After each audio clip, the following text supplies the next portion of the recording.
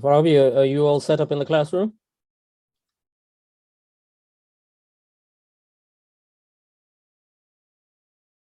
From Farabi, you're welcome to start. Okay, that's good. Alhamdulillah. Bismillah ar-Rahman ar-Rahim. Alhamdulillah.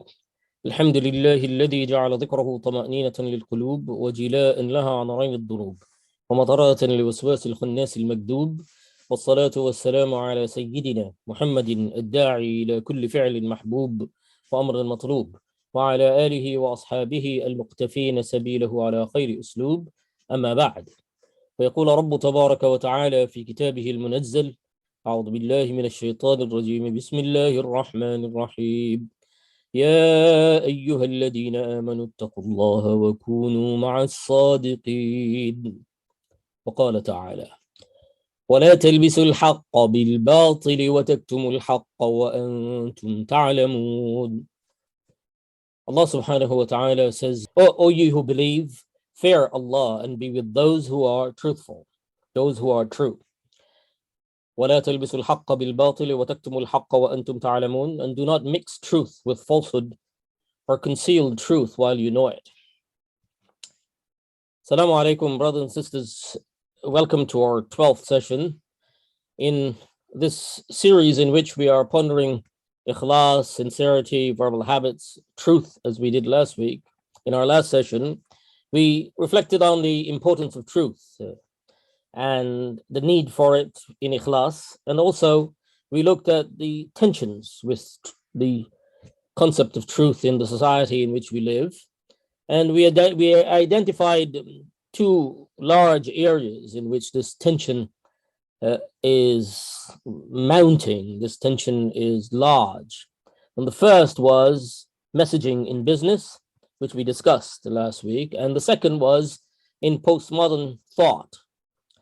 So today, as I promised last week, that I will talk about postmodernism. And there are several reasons why we need to speak about postmodernism. First, this is, of course, a major fitan. It's one of the major schemes of corruption. It's a major fitan of our time. This is a major fitna of our time. And as I said last term in explanation of the hadith of Jibreel alayhi salam, that of the fourth subject, the fourth subject that he spoke about when he asked Rasulullah sallallahu alaihi wasallam was about fitan, what alamat as-sa'a, which is and the fitan, the corrupting scheme, the things that will mark the end of times. And this one is one of the major fitans. It's a corrupting scheme. Even though we might not realize it, the influence of postmodernist thought is rampant and pervasive in our society today. So that's the first reason. The second reason why we need to speak about postmodernism is that it has an undermining effect on the concept of truth.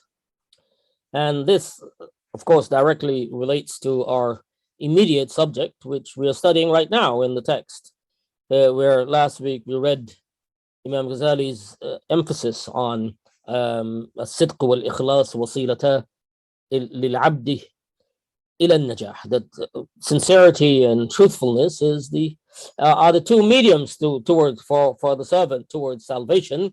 And he poses the question. He said, كيف تطالب المخلص نفسه بالصدق إذ لم يتحقق معناه?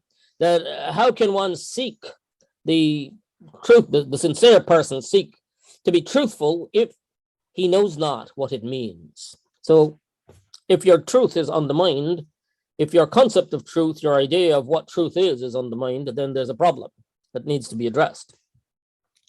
And then the third reason is that postmodernism as a movement, postmodernist as a mission, as an idea with proponents and people who promote it, it is often used as employed as a tool in attempts to undermine Muslim attachment to their faith, both in the interpersonal sphere and also in academic discourses.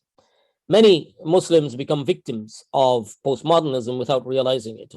It's almost like a viral infection. There are some profound psychological dimensions to the viral nature of postmodernist thinking, which we will explain. Now, what is postmodernism? Postmodernism is a popular and pervasive philosophical trend that promotes a radical form of skepticism of almost everything, including language, truth, reality, objectivity, human nature, reason, reality, and ethics, etc. It fosters an incredulity towards all meta-narratives, and that means it fosters a suspicion about any big story, about anything, including any large system of thought, including religion, of course, and all attempts to seek objective truth is seen as suspect, and as schemes of power and domination and exploitation. And it has an obsession with relativism and nihilism, which I will explain. And it revels in irony and irreverence.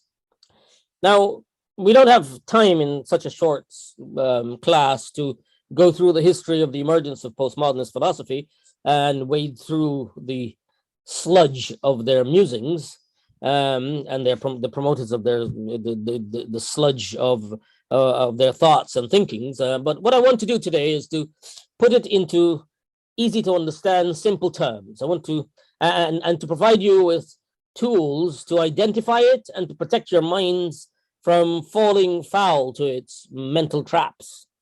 And for that, you will need to keep in mind, or we need to keep in mind and discuss 7 points, which I will explain each in turn. The 7 points are: number one, is the Islamic concept of ifrat and tafrit. We must be familiar with the Islamic concepts of ifrat and tafrit, which are the two poles of extremism. Number two is that there is a common sense comprehension in all language. There is a common sense comprehension in all language. That's number two. Number three is that language demolition derby is an attractive sport. I'm going to repeat this one because you might it might sound strange, but language demolition, you know what a demolition derby is? It's where they put cars to crash into each other and see which one is left at the end. So you have, imagine that, I'm using that metaphor for a language demolition derby, and is an attractive sport. And this is where I will explain to you the psychological dimension. And then the number three is that, that was number three. Number four is that the only end product of demolition is debris, i.e. rubbish. Number five is that there's a big difference between critical thinking and skeptical attitude. In other words, between critical thinking and critical attitude. Number six is that deconstructing Islam is a major postmodernist agenda. And this is something that we must be aware of. And number seven is that, remember, warning of the Prophet sallallahu alaihi wasallam about this sort of activity. Now we'll take each of these in turn. The first one is the Islamic concept of ifrat and tafrit, the two poles of extremism.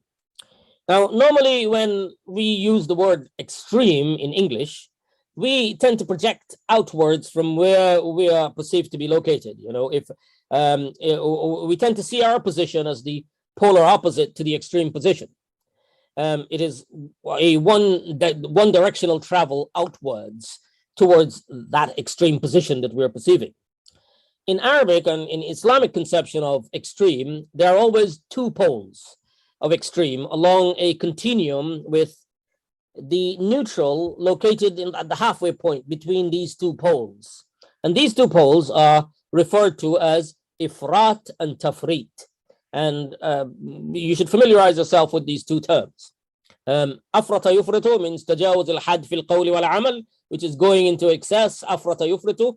And farrata yufarritu, which is ihmal al-qasra al-tadyi'a, which is doing too little, and both of these are seen as extreme, and the optimum desirable position is wasat, the middle path. And there are many exhortations and references through which this is determined. And one example is that the verse in the Quran in regard to charity, giving charity. Allah says, ولا تجعل يدك مغلولة إلى عنقك ولا تبسطها كل البسط فتقعد ملوما محسورا.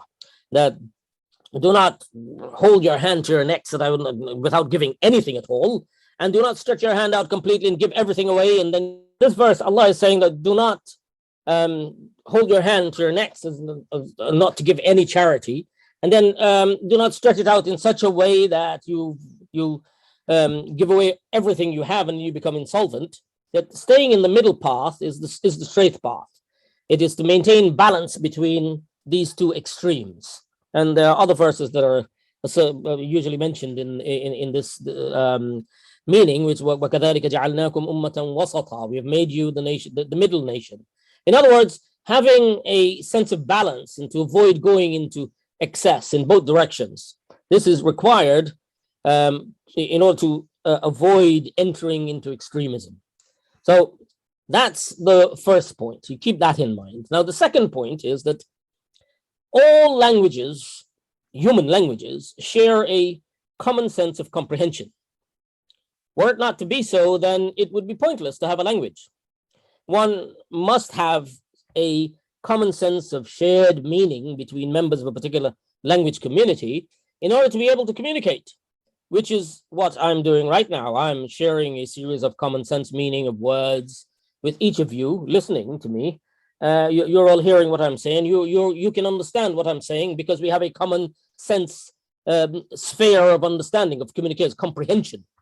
Now, it is possible for someone to come along and take my words and sentences and subject them to ifrat and tafrit. And this is the point you need to understand.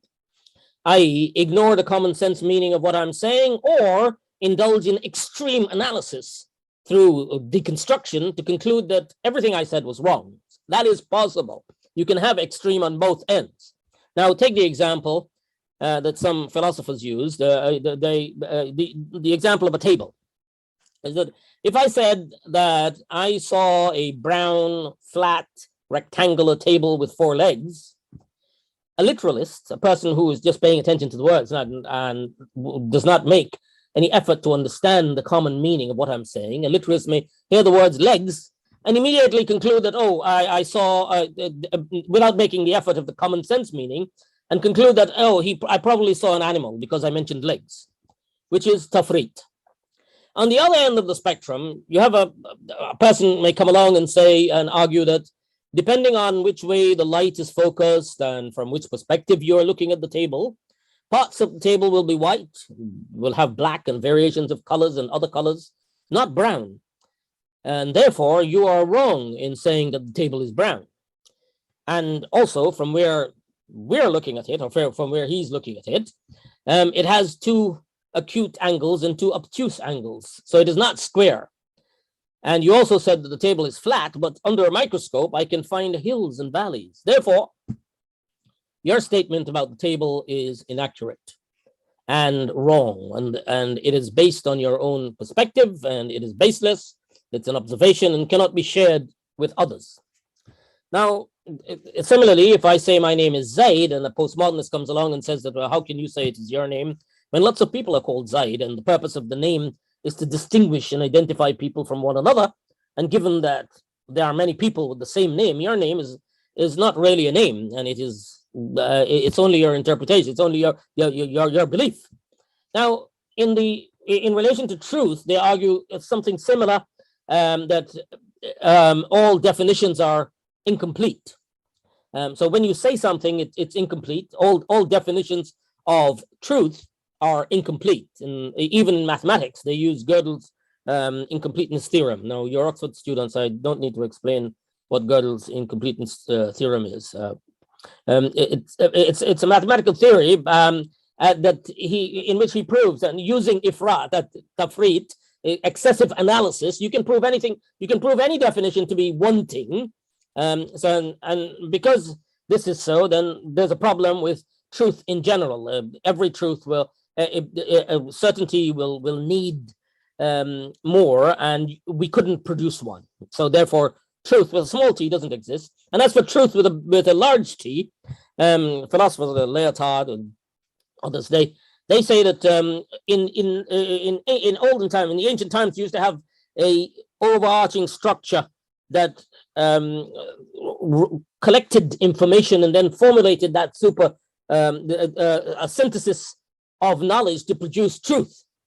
But because science now there's a fragmentation of science, and there is a disconnection from philosophy, and the emergence of different criteria for certainty, therefore different standards of truth without overarching are produced. In statistics, they have a standard of certainty, and in various other paradigms of research, and it's not necessarily that one paradigm, the certainty that arrives, your certainty and truth, if one area is accepted by another, and there's no overarching framework to synthesize all of this into super truth. And because of this, we have Nietzsche saying facts are precisely what they are not, only interpretations. Now, these are all examples of ifrat and tafrit, and this is where you have to keep this idea, to keep the Islamic perspective of it, not making an effort to find a common sense meaning or going into excess in analyses to drill holes into the shared landscape of comprehension. And in so doing, you render language useless. And that's the second point in this common sense comprehension. It's important for us to have a common sense comprehension in communication. Now, the third point is that language, as I said, language demolition derby is an attractive sport.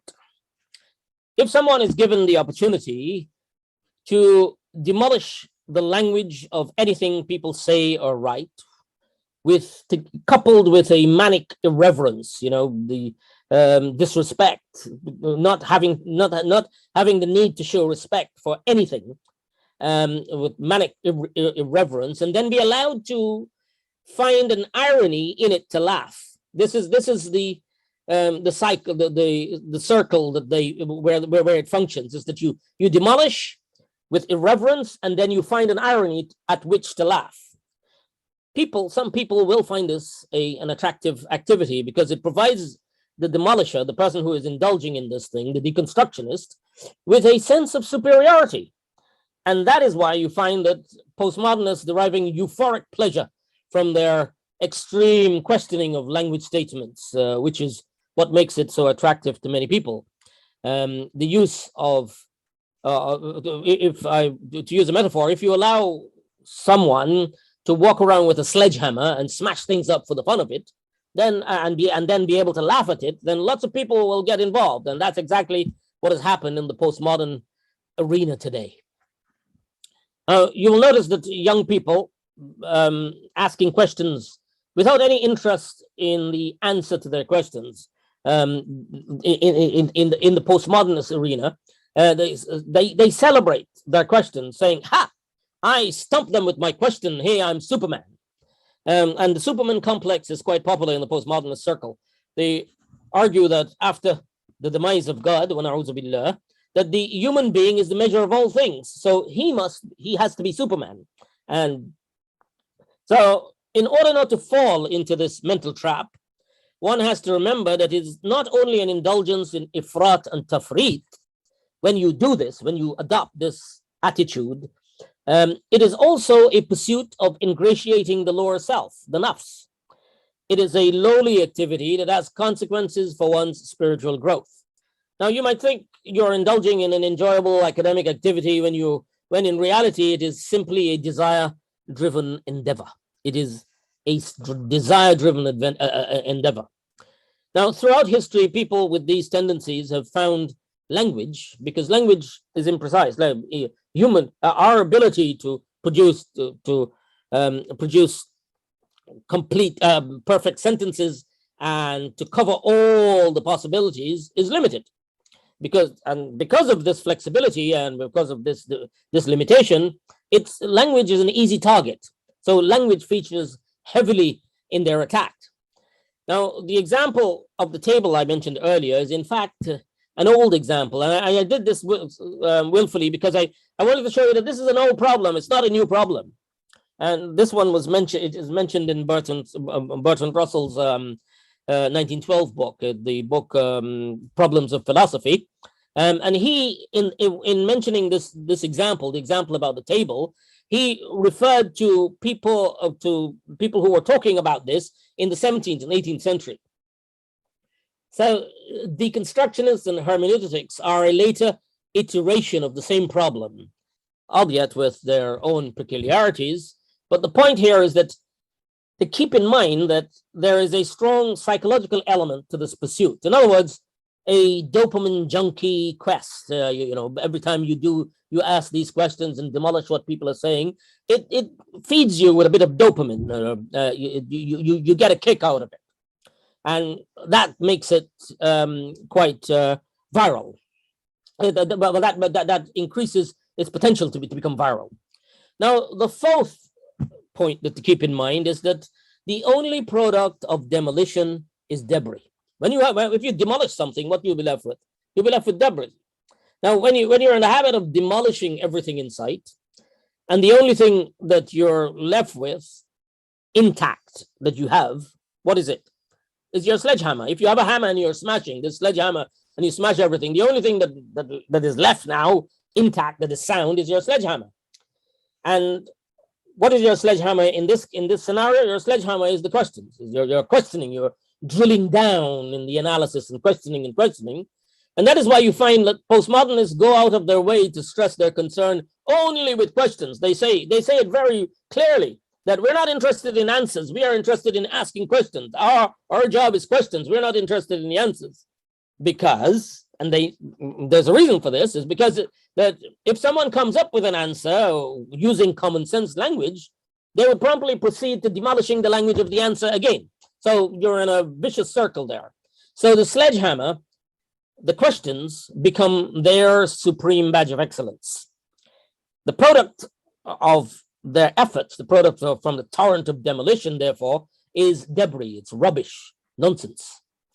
Now, you might think I'm being harsh or exaggerating, but I want to illustrate this with what an academic did in the 1990s. In the 1990s, when the postmodernist frenzy had taken over university campuses in America, starting from Yale University and then spreading like wildfire across most of the humanities departments, across universities and schools in America and Canada and even in Britain, a mathematician noticed this buildup of this nonsensical rubbish in academic discourse, where the situation had deteriorated so bad that one could not even use the word reality without quotation marks, as if to apologize for reality, because they questioned reality.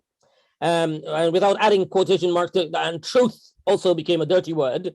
All absolutes was seen as a big no-no, and everything had to be explained perspectival. That your view and your opinion is your will. What that is true for you. What is true for you is not necessarily true for me. And mumbo jumbo was taking over the world. So this mathematician decided to do something about it. To highlight the absurdity of the situation. And his name is Alan Sokal. You might have heard about him. What he did was that he decided to submit a academic paper written in postmodernist mumbo jumbo. He wrote a whole load of nonsense, but using this language. They have a language. They have a language of their own, which they use. Which is what they do. What they do is that they've adopted the terminology, unfamiliar terminology from mathematics and from physics, and then apply those in the humanities. And with that, they impress people. They sort of badger you on the head with these heavy terminologies, and people don't really understand what they're saying, but it sounds great. So he did exactly that. He wrote a nonsense article, a nonsense paper, an academic paper, and submitted it to a peer review academic journal. His article was titled "Transgressing the Boundaries Towards a Transformative Hermeneutics of Quantum Gravity." Remember the word hermeneutics, because we'll come back to that. Now, and it was peer-reviewed and published. This article, it was peer-reviewed and published, and after it was published, he revealed it to the press that the article was a hoax filled with nothing but postmodernist nonsensical arguments and propositions. And he explained that he had done this to highlight the absurdity of this postmodernist approach, this approach that these people were propagating. The story, this was in 1996, I think. Yeah, 1997. In 1997, this became a headline in the New York Times. In 1996, he published a book. In 1996, the New York Times it became headlines when he did this. And on the back of that, he wrote a book. He published a book in 1997 titled Intellectual Imposters. In Britain, in Europe, it was published, the title was Intellectual Imposters. And in America, the title was Fashionable Nonsense, in which he talks about the intimidation through throwing around technical terms adopted from mathematics and physics in the humanities without any explanation or justification. Here's what he said. I'll read you some excerpt of how he explained about the book. What he said. Okay, yeah, this is the book. It's Intellectual Imposters. It's called Fashionable Nonsense in the American version. Yeah. He said the goal of this book is to make a limited but original contribution to the critique of the admittedly nebulous zeitgeist that we have called postmodernism. And he said our aim is to draw attention to a relatively little known aspect, namely the repeated abuse of concepts and terminology coming from mathematics and physics. And here he explains, he said that importing concepts from the natural sciences into the humanities and displaying a superficial erudition by shamelessly throwing around technical terms in a context where they are completely irrelevant. And the goal, he said, the goal is no doubt to impress and above all to intimidate the non-scientist reader. He goes on to say the manipulating phrases and sentences are in fact meaningless. He said manipulating phrases and sentences that are in fact meaningless. Some of these authors exhibit a veritable intoxication with words combined with superb indifference to their meaning. They imagine perhaps that they could exploit the prestige of the natural sciences in order to give their own discourse a veneer of rigor. Okay, so yeah. Now, so this is not just a mullah getting hot under the collar. It's a well-recognized problem. The problem is that, interesting enough, the picture he put on there is somebody with a turban. So, the point here is that this postmodern approach is not by any means acceptable across the spectrum. There are people who recognize the problem, but it is viral. It spreads like fire. Now, the fifth point is, and that I want you to keep in mind here, is that there is a big difference between critical thinking and skeptical attitude, which is what the postmodern aims to create in people, and which is, of course, another mental trap that is often associated with this pursuit. The approach is to idealize and promote skeptical attitude under the guise of critical thinking. The skeptical attitude across the board, everything is seen with a critical eye. It becomes a critical attitude, a skeptical attitude instead of critical thinking, but they label it critical thinking. Now, critical thinking is necessary for creativity and for progress, but there are several big differences between critical thinking and critical attitude, and this is something you have to keep in mind. The questions in critical thinking are usually constructive and aimed at finding solutions to problems, whereas the questions of someone with a critical attitude are dismissive, they are irreverent, they are seeking irony and aiming to demolish the subject, and without any clear goal of finding a solution or reaching any desirable conclusion, because any conclusion can then be destroyed through this process of ifrat and tafrit. So you can smash it all over again. There's no aim or at finding some solution. And where the problem is that if it's a form of escapism as well. You're escaping to what you are, what you're supposed to do. You're escaping responsibility. You're escaping being locked into anything anyone says and anything anyone does. It's a form of escapism. Ifrat and tafrit, extreme questioning of this sort is a form of escapism. And there's an example of it in the Quran where Allah relates the story of Musa alayhi salam, Moses, when he said to his people, وَإِذْ قَالَ مُوسَى لِقَوْمِهِ إِنَّ اللَّهَ يَأْمُرُكُمْ أَن تَذْبَحُوا بَقَرَةً. That Musa said to his people that Allah has ordered you to slaughter a cow. Now, there isn't a simpler sentence than this. إِنَّ اللَّهَ يَأْمُرُ, that straightforward, slaughter a cow. You find a cow and you kill a cow. You slaughter a cow. But what was the response? The response is that you drill into the question. The first is they said, قالوا أتتخذنا هزوا, do you take us as a ridicule? That's the first response of wanting to escape what is being said. And then further he says, قال أعوذ بالله من أن أكون من الجاهلين, that I seek refuge in Allah from becoming among the arrogant. But then they go on further. They say ادعوا ربك قالوا ادعوا لنا ربك يبين لنا ما هي, that call upon your Lord to explain to us, to make it clear to us what it is. In other words, what is a cow? What is the cow? And so he obliges. He says, قال إنه يقول إنها بقرة لا فارض ولا بكر ولا فارض ولا بكر عوان بين ذلك. And he says, and then he goes on. Musa alayhi salam said, Allah says it's a cow that is neither old nor virgin, but median between these two, and so do what you are commanded. But then Allah brings them back to the command. Look, why are you getting involved in why are you going into ifrat and tafrit and drilling in, say that this is, it's do what you are commanded. But then they come back again. They said, قَالِ ادْعُ لَنَا رَبَّكَ يُبَيِّن لَنَا مَا لَوْنُهَا. Oh yes, ask your Lord to tell us what is the color of the cow. So then he obliges again. He says, okay, well, it is. He says, قال إنه يقول إنها بقرة صفراء فاقع لونها تسر الناظرين. They asked about the color. He said it is a yellow color, bright in color. So he's adding now to the specification that it's a bright in color and it's pleasing to the observers, to those who see it. So, but even that is not sufficient. قال إنه يقول إنها بقرة قال ادع لنا ربك يبين لنا ما هي قالوا ادعوا لنا ربك يبين لنا ما هي إن البقرة شابه علينا وإنا إن شاء الله لمهتدون. And then they come back again and ask, and they say, well, call us, ask your Lord, what is it? Let him explain to us. Make it clear. What is it? What is the cow? Because all cows look alike to us. And indeed, if Allah wills, we will be guided.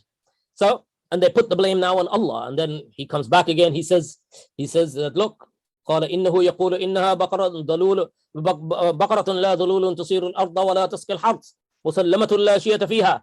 Because Allah has no limitations of how much he can go on, and they realize that okay, if you're asking questions, then I will continue and I will show you. I will make it more and more explicit to you. So he says, Allah says that, look, it is a cow neither trained to plow the earth nor to irrigate the field, one free from fault with no spot upon it. By then they realize that this is never going to end, and it's going to become more and more difficult. So then they said, okay, الآن قالوا الآن جئت بالحق, that now, you have come with the truth. So they slaughtered her. They slaughtered the cow, but he said فذبحوها وما كادوا يفعلون, that they slaughtered it, but they could hardly do it. So this skeptical attitude is often manifested in the excessive questioning, escapism.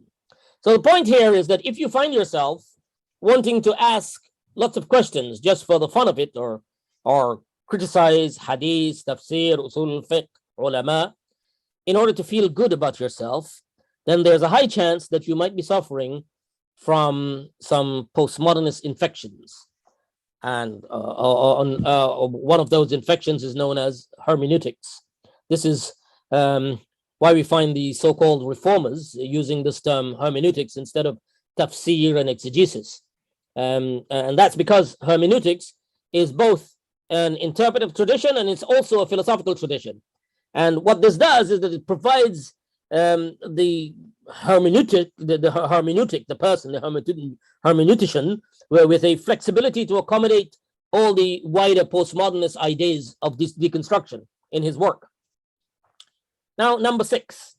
Number six is that deconstruction is a postmodernist agenda, right? Deconstructing Islam is one of the big postmodernist agenda. I don't think I meant, did I shift that one? 1 second, let me see, yes. That this is a postmodernist agenda. Deconstructing Islam is a big postmodernist agenda.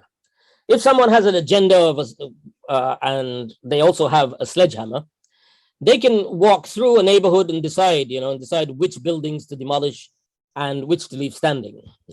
So, as one person puts it, they says that in the 1990s, postmodernists were teaching students in schools and universities that facts, truths were chimera, they were illusions, and history consisted solely of competing narratives. That none of which, that all of history are only competing narratives, and none should be privileged over another. Yet, exceptions were made for certain histories. Okay? So you can choose what to destroy and what not to destroy. So they usually have an agenda, and this is what is clear from what we can see in the way they are conducting this philosophy, is that they made exceptions for the Holocaust. And I'm going to quote here because I don't want you to think that this is my opinion. Francis Wien explains. He says, fearful of being associated with the Nazis, some relativists, i.e. the postmodernists, staged a tactical retreat by accepting that the facts of the Holocaust closed off the possibility of using certain types of emplotment to describe it, while still reserving the right to treat almost everything else as fictional narrative, end quote. So postmodernists can be selective with their agenda, and they often are. This is what you have to remember. They often are, because deconstructing Islam is a big postmodernist agenda. It is important, therefore, for Muslims to be aware of the fact that there is a concerted effort to ignite a postmodernist revolution in Islam, which they want to use as a catalyst for demolition. In fact, they have worked very hard to ensure that they had worked very hard to ensure that the Iranian Revolution in 1979 would be the first postmodern revolution in the world. But things didn't go according to plan, despite the lengthy preparations in France and Foucault's tireless efforts in Tehran. Yes, Foucault, the guru, the postmodernist guru, he wrote 13 essays in support of the Iranian Revolution, and he's the one who argued that truth claims are only systems of exclusion by which power is maintained, and that power this has designs of he had large designs of spreading his deconstruction model all across the Muslim world. So he went to Iran. They put high hopes in the Iranian Revolution, but things didn't go according to plan. But Foucault was in the heart of it, and lots of other postmodernists were looking forward to the Iranian Revolution to become the first postmodern revolution. And now, because postmodernists often dabble in forms of liberation theology, which is support for underdogs, support for people who are suffering, support for people who have problems, like feminism, minorities, etc. And they do this as a form of PR exercise for their ideas. So when Muslims see this, some Muslims get attracted to it without realizing that this is a bait. This is a very attractive bait, but it comes with a line connected to some dangerous hooks. Because once you subscribe to the idea of hermeneutic deconstruction, you subscribe to accepting that hermeneutic deconstruction is a tool to demolish the narratives of other people. It is only a matter of time before that wrecking ball swings back into your direction, towards you, your religion, your belief, your narratives, and your every word. The same hermeneutic deconstruction that was at play in the supporting of the Iranian Revolution is the same that is now calling on schools around in Muslim countries schools that are in receipt of US aid, and this is the latest, this is a few weeks ago, in the third world, schools all around the third world that are receiving US aid are being instructed now to avoid the use of the words mother and father. Yes, that they have to use parent and parent now, of course, as if those children studying in those schools were not born of a mother. So postmodern thought and attitudes have significant consequences for people all around the world in general, and for people of faith in particular, and for us, especially in the realm of attempts to force a European-style reformation into Islam. And inshallah, we don't have time to talk about this in detail. Well, maybe I can talk about this another time. Reformation, talk about that as another big fitna. Every few years, what you see is that someone appears on the world stage promoted as the new Muslim Martin Luther, the new Muslim reformer, or the new Muslim thinker. And when you look at their works, all of these, without exception, all of them, I've been watching them for 20 years. When you look at their works, you find that all of it is saturated with hermeneutic deconstruction and postmodernist mumbo jumbo. And if you follow the trail of their demolitions, the things that they're demolishing, with this hermeneutic ifrat and tafrit, you will see that the structures that they leave standing it maps perfectly over all the Western sensibilities, while trampling common sense Muslim narratives, traditions, and voices. There is not enough time, as I said, to speak about Reformation, but perhaps next week. The point is that the postmodernist, the post-truth mindset is striving in our world today in the arts, in academia, in the media, in politics, and and we don't have to go far in the Trump era. You might have heard Kellyanne Conway talking about alternative facts, and Rudy Giuliani speaking about truth isn't truth. These pronouncements are not by accident. They are things that are coming out that have roots in this postmodern. Even the current Biden administration that is now promoting this idea that the term mother should not be used in Muslim countries. They invited 140 heads of schools in Kosovo and trained them about these ideas, about this idea that if you're going to receive U.S. aid, then this is the training, the application forms that you're going to get, the application forms that you're going to produce. You have to avoid using terms like mother and father. So language is a major target of the postmodernist march. Our world today is in an ethical crisis, and postmodern philosophy is at the heart of it. And it is one of the major fitan of our time. As Muslims, we need to remember that once you've moved away from common sense and you've moved away from truth, then there's no place to go beyond that other than into falsehood and into ruin. And this is clearly what Allah says in the Quran: فَذَلِكُمُ اللَّهُ رَبُّكُمُ الْحَقِّ فَمَاذَا بَعْدَ الْحَقِّ إِلَّا الضَّلَالِ فَأَنَّى تُصْرَفُونَ. For it is Allah, your Lord, the truth. Allah is known as Al-Haq, and this is the beauty of Arabic, is that it ties our belief in our God with truth, with his name, Al-Haq, the truth. So he says, فَذَلِكُمُ اللَّهُ رَبُّكُمُ الْحَقِّ, that he is your Lord, he is Allah, your Lord, the truth. And what can be beyond truth except error? فَمَاذَا بَعْدَ الْحَقِّ إِلَّا الضَّلَالِ.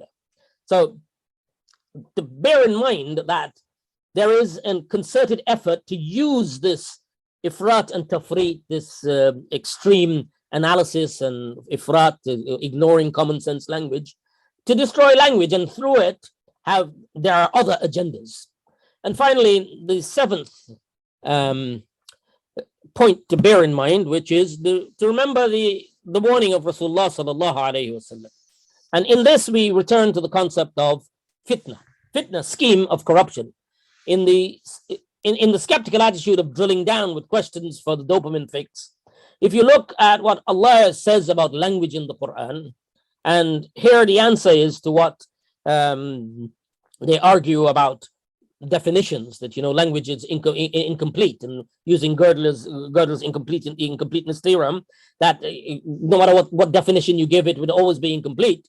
Allah is saying very clearly here that in language in the Quran, when he spoke about the Quran, هو الذي أنزل عليك الكتاب منه آيات محكمات هن أم الكتاب وأخر متشابهة. It is He's saying it is He, Allah, who sent down to you, O Muhammad, the book.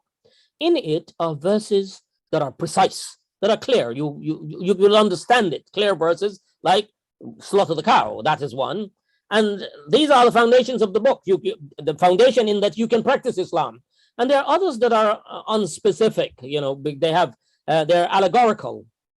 And for those in whose hearts, so he says, فأما الذين في قلوبهم زيغ فيتبعون ما تشابه منه ابتغاء الفتنة. That as for those in whose hearts there is deviation from the truth, what do? They follow that which is unspecific. They go after these unclear, allegorical, and seeking discord and seeking interpretations suitable to themselves. فيتبعون وابتغاء تأويله وما يعلم تأويله إلا الله. And it is only Allah who knows the true interpretation. وَالرَّاسِخُونَ فِي الْعِلْمِ. And those who are firmly grounded in knowledge, they say, what do they say? They say, يَقُولُونَ آمَنَّا بِهِ كُلٌّ مِّنْ عِنْدِ رَبِّنَا. That we believe in all of it, that it is all from our Lord.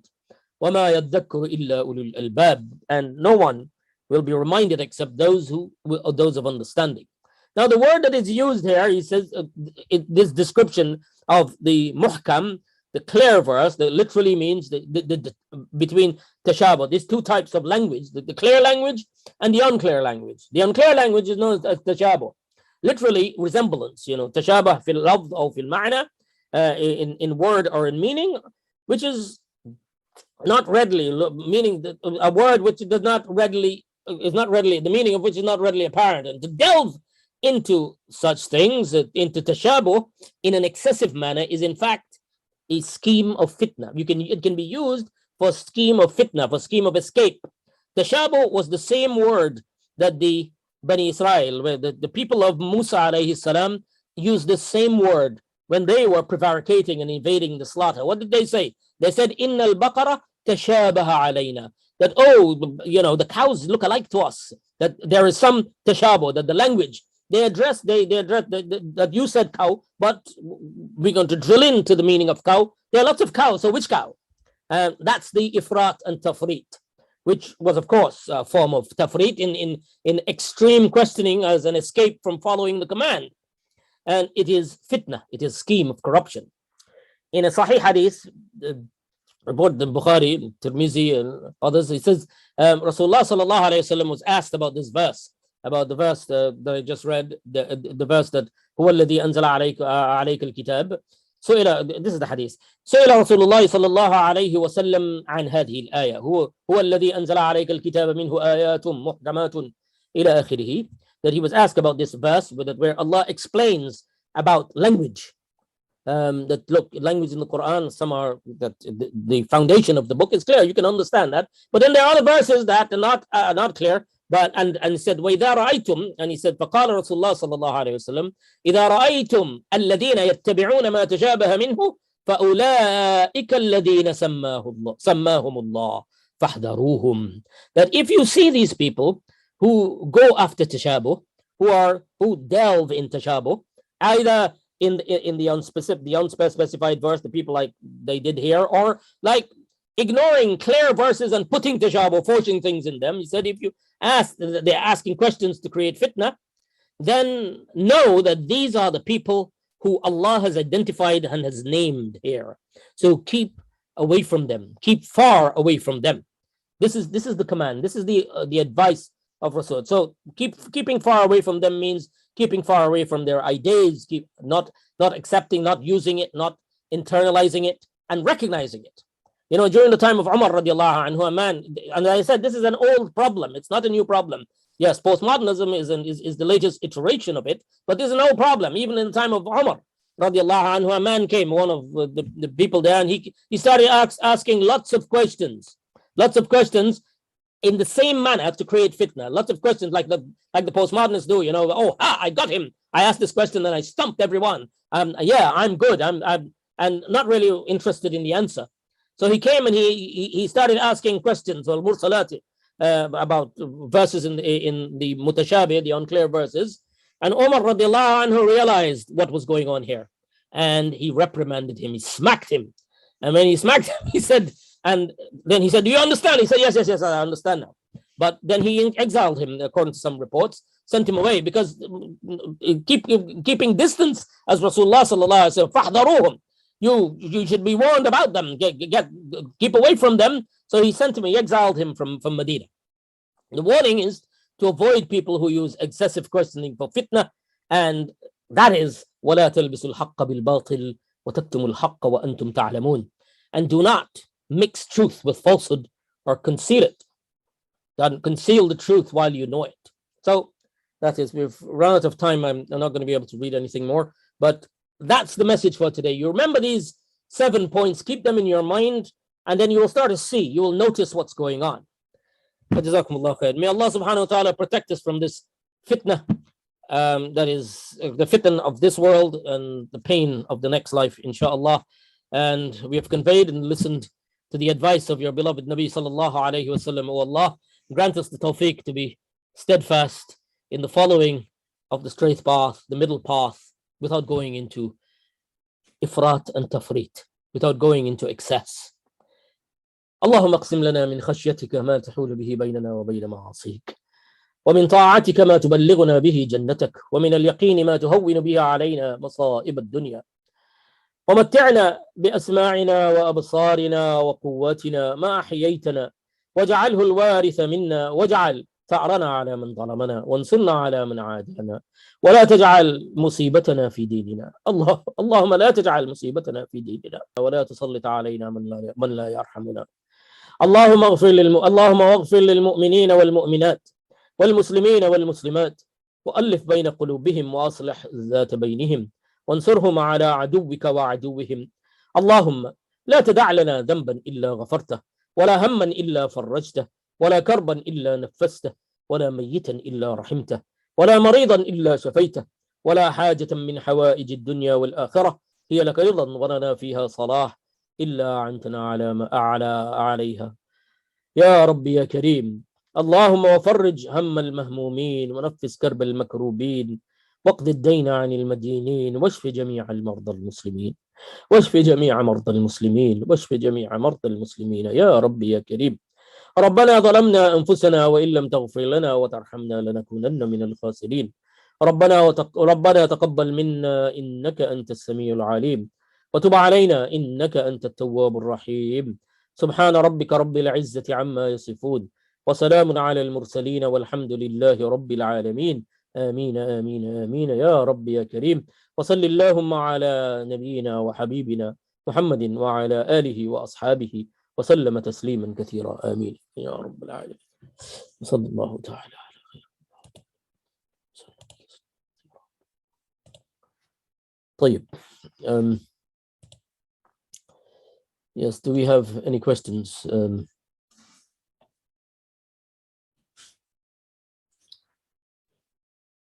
No? Okay. Well, yes, there's a lot there to digest. You might need to listen to it again and take notes, so you can prepare yourself. What you need to remember is that in relation to truth, in both objections, we have an answer in the Quran. The Quran is our overarching framework. The Quran is the test that through which we decide what is right and what is wrong, and it pulls everything together. And there is clear acceptance in the Quran that yes, there are two types of language, but we will not use the sledgehammer. We will not adopt this approach to destroy our legacies, to destroy our foundations, because that's what's happening, as we can see today with the madness that is going on, with the attack on language and the forcing of all sorts of strictures on language. May Allah subhanahu wa ta'ala protect us all from this. Jazakumullahu khairan. Wassalamu alaikum wa rahmatullahi wa barakatuh.